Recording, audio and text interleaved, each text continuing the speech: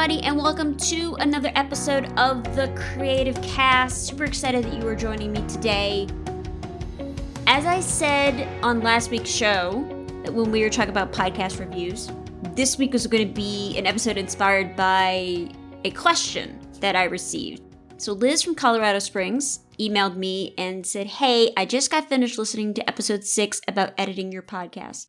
I wanted to ask you, what is the advantage of having an editor as opposed to me just doing it myself? Also, what should I look for in hiring an editor?" Now, this is a great question.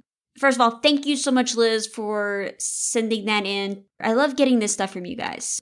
The reason I wanted to do this particular topic is I want to make sure that you are not getting taken advantage of by some other podcast, quote unquote, editors out there.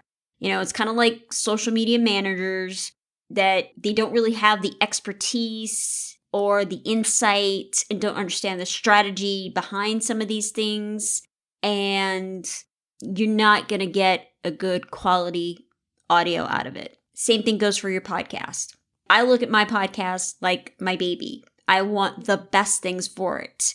If I need someone to help take care of my baby, I'm not going to go find some random person on the street.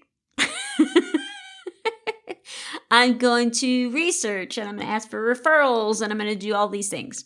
Now, as we all know, launching a podcast has never been easier to do with all the different technology out there, all the hosting and the bells and all the whistles that kind of come along with that. Launching it is the easy part, believe it or not. I know some of you are probably going, "No, Tammy, no," but really it is. That's the easy part of it. The real challenge lies in keeping it going, because showing up every week or whatever frequency that you're releasing your content, you have to come up with content for that episode. You have to record it. You have to edit it. You have to write the show notes. You have to do all the things. And all of that can be time consuming. It's hard work, y'all. And you might realize that this is a bigger time commitment than you initially anticipated. And I was just having this conversation with a friend earlier in the week about exactly this. She's launching a podcast in the fall. She was starting to look at all the things that go into some of this. And quite honestly, this is where so many podcasters become victims of Podfade. They launch it, they're super excited about it, and then all of a sudden they go, "Oh, this is work." And then they become victims of Podfade. Now, if you're not sure what Podfade is, you're listening to a podcast, you absolutely love it, 12, 13 weeks in, and then all of a sudden they don't ever release another episode. They don't say they're shutting their podcast down. They just disappear into the great beyond. And honestly, this is happening a lot right now because so many people started podcasts during quarantine and the pandemic. And now that everything is going back to quote unquote normal, they're finding they don't have the time to do it. But if you are in this overwhelm where you're saying, "Oh my gosh, this is so much more work than I thought it could be," this is where having an editor can help you. Now, a good editor can save you hours of time every week by handling the editing, the post-production, maybe even writing your show notes, creating graphics, doing audiograms, uploading, all the things that are required of you to produce an episode. If you're kind of in that boat and you're interested in hiring someone to help you edit and produce your podcasts, I wanted to cover some really important things that I think you guys need to know about. So, why bother having an editor if you could do it yourself? Well, honestly, it comes down to 3 things if you should get an editor or do it yourself. 1 is, what available time do you have to work on this? What is your experience level with working with audio and editing? And honestly, your budget. Now, some of you may not be able to afford to pay someone to help you out with your podcast, especially if you see your podcast as a big expense with very little ROI or return on investment, instead of looking at it as an investment in your future. Because having a podcast, yeah, you can make money with it with podcast subscriptions and indirect types of things. You're not going to make millions of dollars unless something really viral happens, but you can make money on it. But like I said, podcasting takes up time, and there's no shortcut to making it quick and easy, because as the old saying goes, you can have it good, You can have it fast and you can have it cheap, but you can't have it all three. So if you can afford to invest money in a podcast editor or producer, they can save you a lot of time, effort, and energy. Now, most editors are available for the editing and the post-production, the EQ, the background noise removal, leveling, things like that.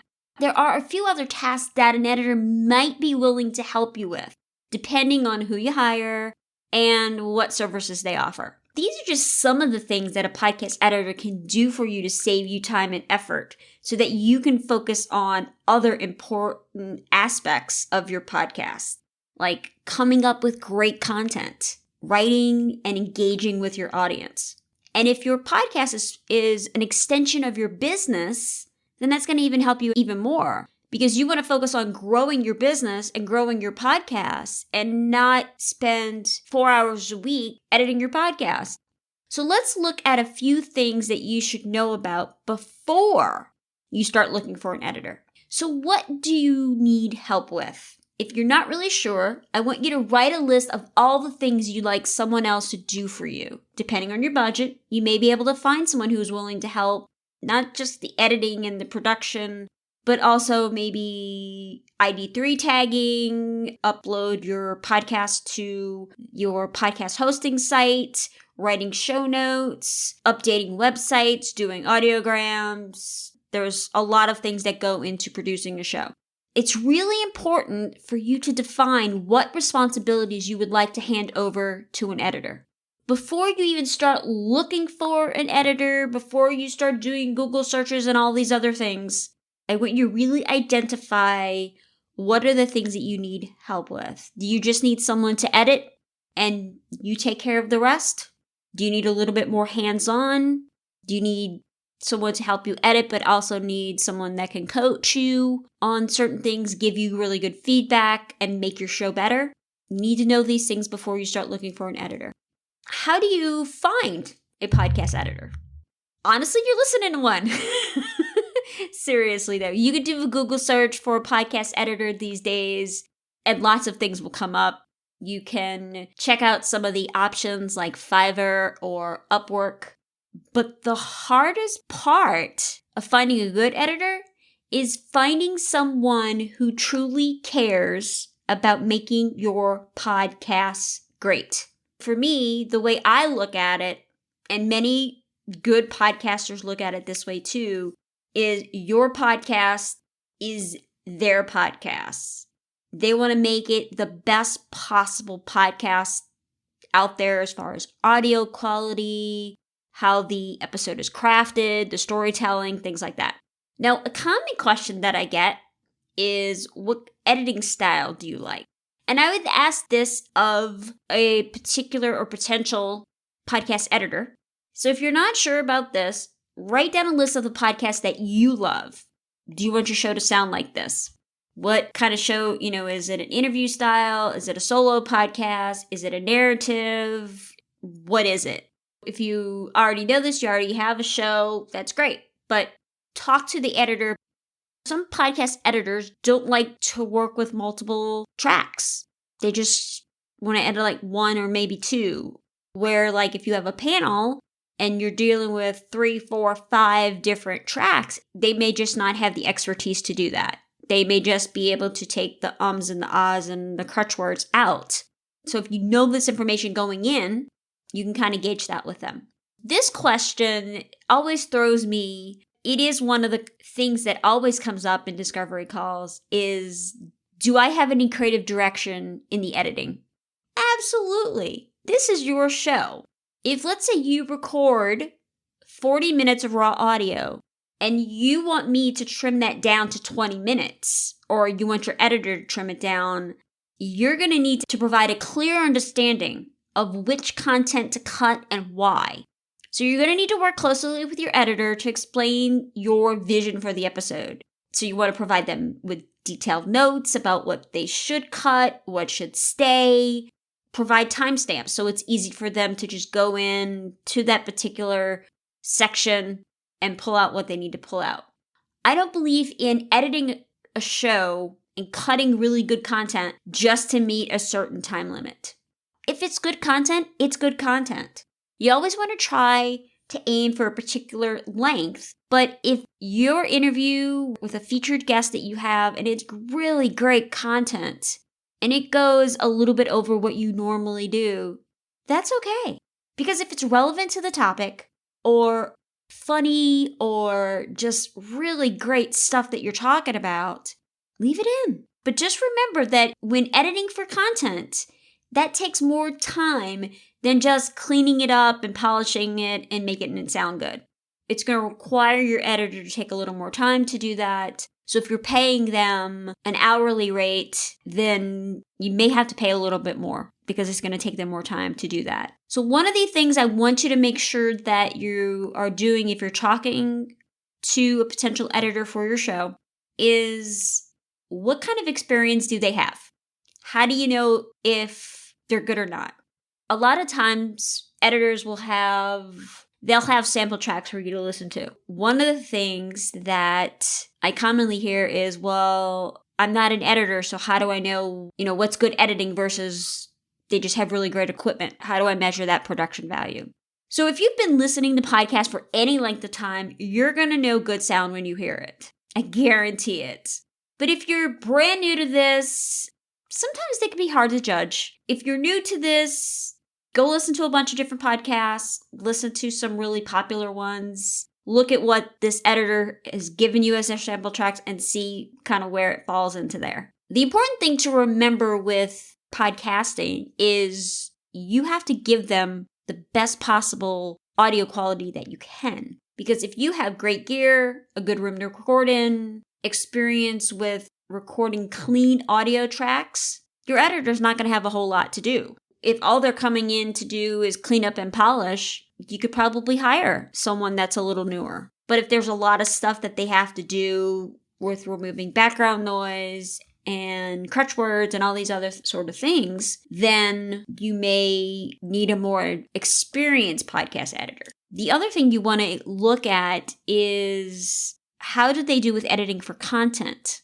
Because when you edit for content, you're looking at it from a storytelling point of view. So if they don't really have a lot of expertise with that, or they just don't do a good job with that, it may be hard to know if they can do editing for content just by listening to examples of their work. So you're going to want to have a conversation with them. And it's really the best way to kind of get a feel for how much experience someone has. Now, some of the other questions that you should ask your potential editor is about their experience with podcasts and audio and editing. So, for example, why are they interested in editing podcasts? When did they first start learning about mixing and mastering? How long have they been doing this? What are some of the podcasts that they currently edit for? What software do they use for editing? Do they know how to use plugins for equalizers and compressors and noise gates and a lot of the more technical stuff? Are they familiar with the different kinds of audio files that they're going to be working with? And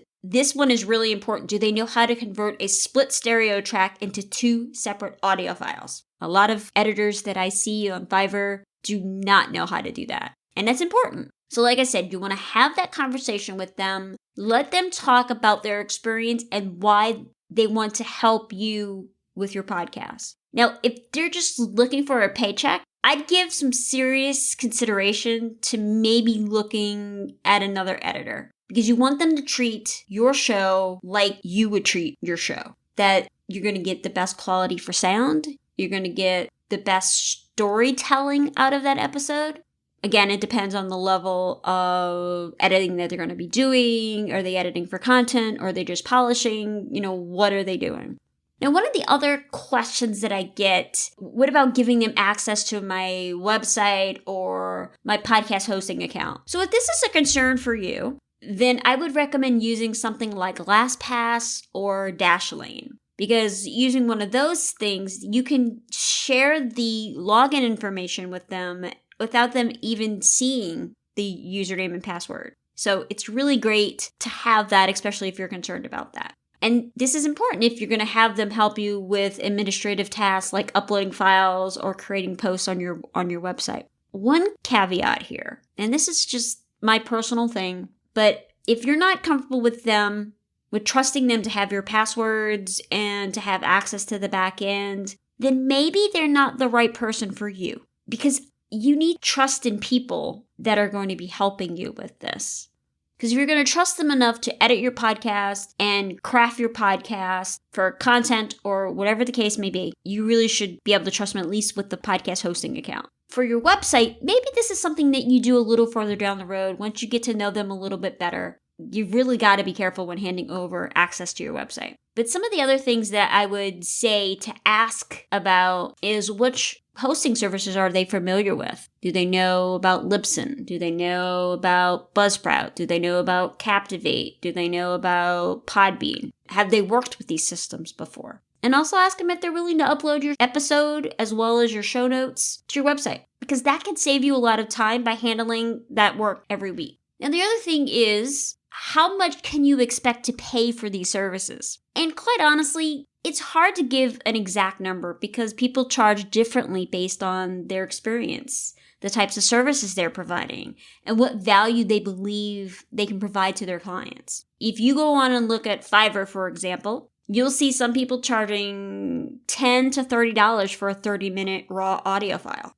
Like me, for example, you're going to start off, if you're doing a weekly podcast, you're going to start off around $300. And it can go up from there depending on what you're asking me to do for you. Now, some editors specialize in storytelling and editing for content and crafting that episode, as well as helping you coordinate guest appearances and do a lot of the pre-production as well as the post-production. And that can charge you upwards of $200 per episode. It just depends. Don't go with the cheapest, because 9 times out of 10, you're not going to get what you think you're going to get. You're going to get what you pay for. And you can't expect to get great work out of someone if you're paying the minimum wage. You're paying for their expertise. That's what you're paying for.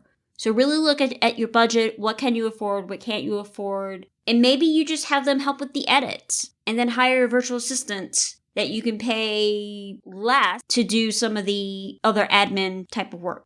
I have one client that's going, once we launch her podcast, she's going to do the editing because she just doesn't have the budget for that. I'm charging her a lesser rate as just being available as her coach. That way she can bounce things off of me. She can ask me questions whenever she needs to. So a lot of editors are starting to provide those services as well. Now, one of the other things that you can do, so if you find a bunch of editors, you're like, I just can't afford that. That is just way out of my budget. You could probably find a college student that maybe is in a communications program or a sound editing program or something to that effect that are probably learning how to edit as part of their coursework. You don't have to pay them a lot, but they may be able to help you with at least getting some of that editing done. And they're going to be knowledgeable because they're taking classes for this particular job eventually. Now, they may need to look for other sources of income. They may not be with you forever and a day, but maybe it'll get you through a season where you just don't have a lot of discretionary money to put toward that. The most important thing I want you to remember is invest time and money in your editor, and they will take care of you. The clients that I currently have, they've invested their time, they've invested their money with me, they are counting on my expertise, they are counting on me taking care of their podcasts, just like they take care of their podcasts. I have had situations where clients have overstepped boundaries, took advantage of certain situations, and they're not clients anymore. So please take care of your editors. They work hard, y'all. So let's say you're talking to someone and they're not sure how much to charge. Here's a good tip. Ask them to estimate the time they think they're going to spend on each episode and how much per project it would be, and then maybe add 50% to that number. Because there's a good chance that they're probably underestimating how much time they'll be spending on your show. And this is especially if they don't have a lot of experience with editing or haven't been doing the editing for very long. Now, sometimes podcasters will get cold emails from editors whose rates happen to be in the range that they could afford. So what do you do then? Honestly, I would be very weary of this. But if you're interested in it, set up a call with them, talk to them, see what services they're offering, Do they align with your needs and the goals that you have for the show, and why they reached out to you? And find out if they generally care about your show. I guarantee you're going to get a good feeling from having this conversation. But you could also give them a small test, like maybe 5 to 10 minutes of audio for them to edit and see how it goes. Let's talk about consistency for just a minute, because it's really important if you want to build your audience. I've said that time and time again, and it shows people that you're going to show up regularly with new content. Because this consistency is important to your audience. It's also really important for your podcast editor, because they're trying to manage their own client workflow, their client rosters, and all the production that needs to happen. Again, one of the common questions is, what about turnaround time? For me, it all starts with communication. I don't have a specific turnaround time. We try and get stuff done as quickly as we possibly can. Some editors say, I'll have it to you in 24 hours. Great. If they could do that and do it well, that's great for you. Remember, your editor needs time to edit your show and send you the finished version of that. So with my clients, we set up the turnaround time and deadlines based on their frequency, how long the episode is. Now, this is equally important if you're working with someone who is doing this as a side hustle and what other responsibilities they may have. They may have only a certain amount of time to work with clients or to edit. And if they're a good editor, remember, you're probably not their only client, and you need to be respectful of that. Make sure you clearly communicate when you record, when you're going to have the files to them, and when you need that finished version back. A lot of this depends on your recording schedule and your release date. So let's say you record a show on Monday and you publish your show on Friday. You're going to need to find an editor that can get the show done within that time frame. Now, you also want to add in a couple of days in case any revisions need to be made. They want to drop in an ad, whatever the case may be. It always happens. They need some extra time for them to go in and approve it. Their graphic designer needs a couple of days to make the graphic or the audiogram, whatever needs to happen. For example, many of my clients are kind of like this. They release on a Thursday, so I generally have their edits done 2 to 3 days before that release date. So we have time for any kind of edits, any kind of revisions, anything that needs to get done, depending on what's happening and depending on what their availability is. And some of my clients, this entire process takes 5 days. It just depends on how available they are. As an editor, one of the things that drives us crazy is how people share files. And I say this with all the love in my heart. Now, there are a variety of file sharing services, but I really like ClickUp. I know you're surprised, right? I think I talk about ClickUp on every episode. It's really one of the best things out there. Now, I use that with my clients to manage files.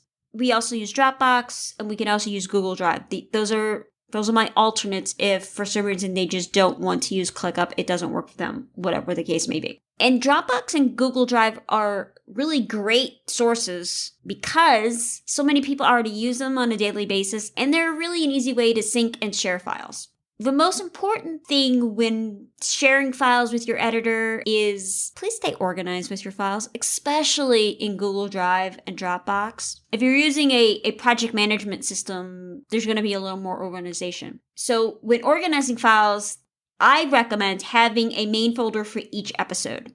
So episode 1 has its own folder, and in that folder, it's got the intro, the outro, the interview, or the main meat of that episode, the graphic that's associated with it, a particular ad that they need to drop in there, the show notes, edits they want you to make. There could be a document in that. But it's really important to title your files correctly. And this is a big pet peeve of mine. And so for me, I like files to kind of follow this naming process. It's like the name of the podcast or the initials of it. For example, if I was naming for my podcast, it would be CC episode 17 podcast editor main or intro or outro or whatever the case may be. So you want to have the name of the podcast, the episode number, the name or topic, the name of the person you're interviewing, the topic, and then the segment.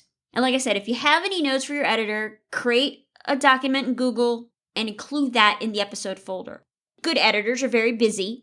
So don't always assume that your editor is going to read those notes. You want to make sure you shoot them an email, put something in your project management system like, hey, Tammy, these are the edits that I would like you to definitely make, etc., etc. Now, if you're using Drive or Dropbox, please make sure that your editor knows that you have the files uploaded, synced, and ready to go.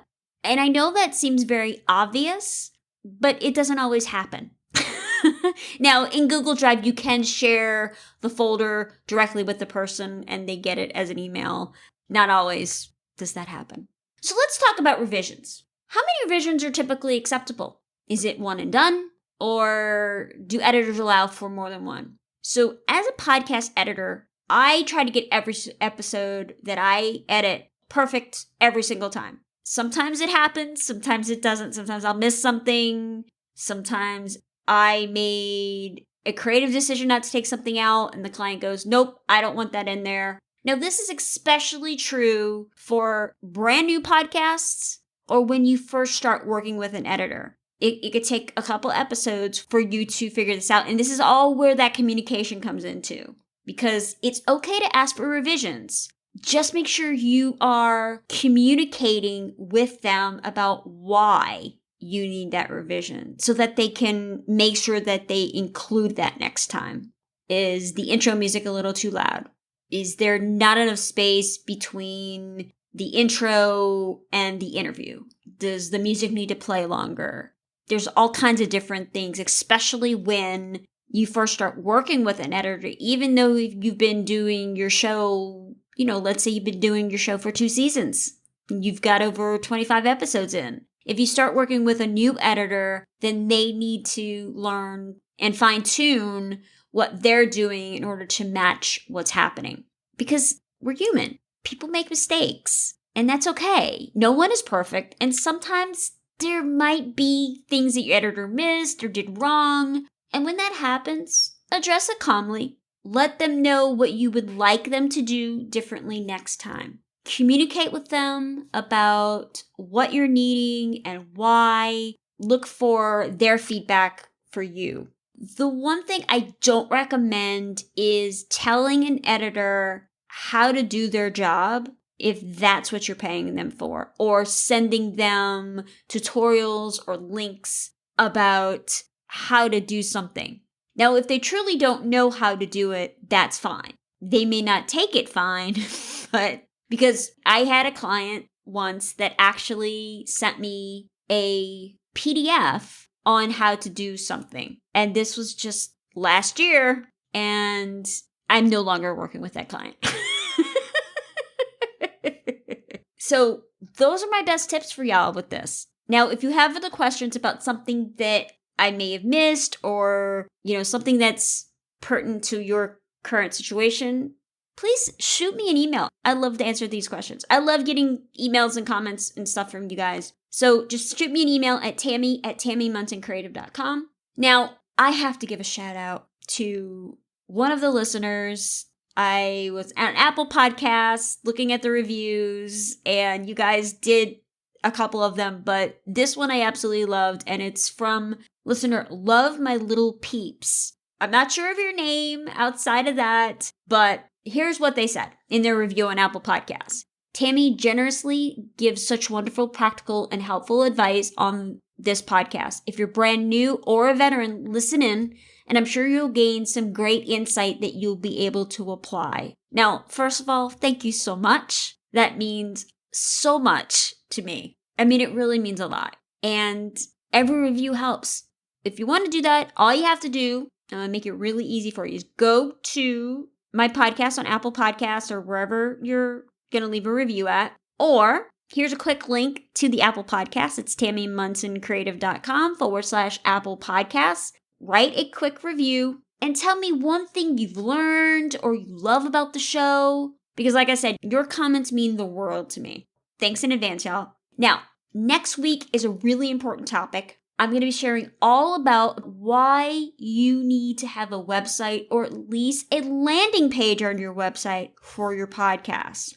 Because y'all, when it comes to running a successful podcast, a well-crafted website is an important part of that success. since discoverability for podcasts can be kind of limited sometimes, especially if you're just getting started, you don't have a big audience already or community. A great website for your podcast can make it simple for new and current listeners to sample what you have to offer, subscribe to your podcast and your email list, to dig deeper into your podcast episodes, plus much more. We're going to get into all of it next week.